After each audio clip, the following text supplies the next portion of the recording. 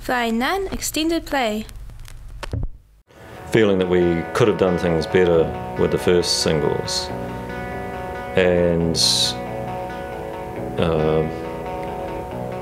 given that there weren't a lot of local alternatives to going back to night shift, I thought, well, I work at EMI. They have a studio that's regarded as world class in Wellington that doesn't, certainly for pop or rock music, doesn't get a lot of use. I wonder if that would be available for us to do something.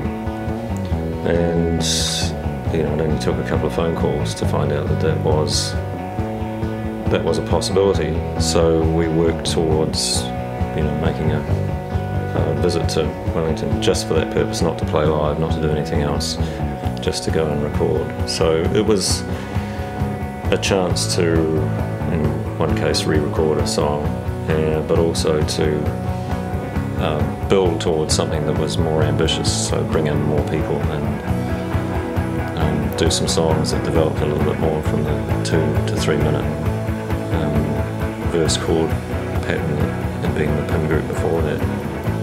We were just lucky that the engineer that was working there at the time, who was there to work with whoever came along, whether it was Kate Bush, Cliff Richard or the Pin group, had no biases. This is Frank Douglas, if I remember his name correctly, you may have to check that, who was well into middle age, but just said, what do you want?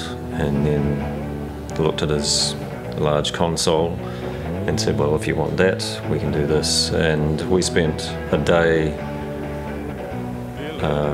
like an ordinary working day, I guess, from 9 till 5, recording 5 songs and mixing them and finishing them, and then walking out of there with the finished product, which we hadn't really known we would do at the time. And it was partly because he was such a competent engineer who just engineered rather than produced the recording.